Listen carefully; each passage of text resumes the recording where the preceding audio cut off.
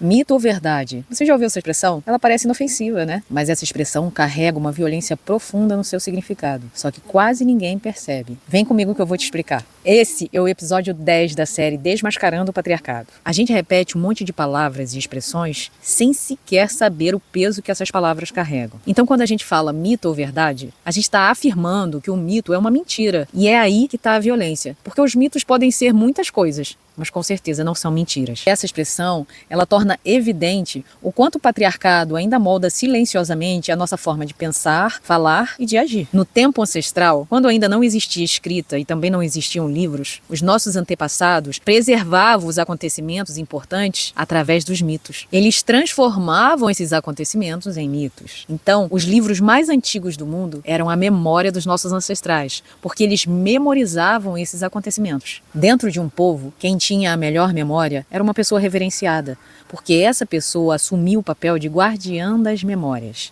Guardar as memórias era essencial para que esses povos não perdessem o vínculo com as suas origens. E que origens são essas? Os mitos, eles descrevem a origem de tudo. A origem do mundo, a origem da humanidade, a origem da canoa, do arco e flecha. Todas as origens. Agora você está conseguindo entender por que os mitos são tão importantes pra gente e por que é uma agressão chamá-los de mentira? Talvez você esteja se perguntando por que foi que a gente começou a chamar os mitos de mentira. Essa resposta é muito simples. Porque nós somos um território colonizado. Essa é a resposta. Quando os colonizadores pisaram aqui na nossa terra, eles dedicaram muitos esforços em apagar a cultura, as tradições e as memórias dos povos que viviam aqui. E isso não é exclusividade nossa. Isso aconteceu com todos os povos que foram colonizados. Isso é a colonização. É um mecanismo patriarcal de apagamento cultural. Porque quando um povo perde o vínculo com as suas origens, ele se torna uma espécie de esponja e absorve qualquer coisa e qualquer ideia sem questionar. Foi assim que surgiu a expressão mito ou verdade e tantas outras expressões que a gente vê por aí e não questiona.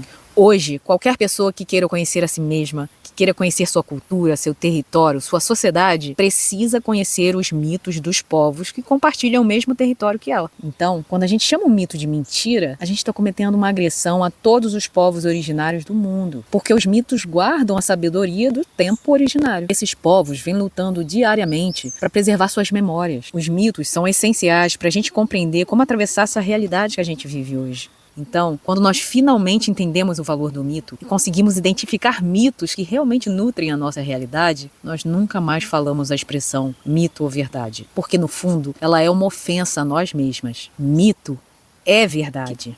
Esse é mais um episódio em que a gente mergulha nas profundezas da mentira. E esse tema ainda não vai parar por aqui. Então me acompanha nesse mergulho para que a gente consiga dar voz à verdade.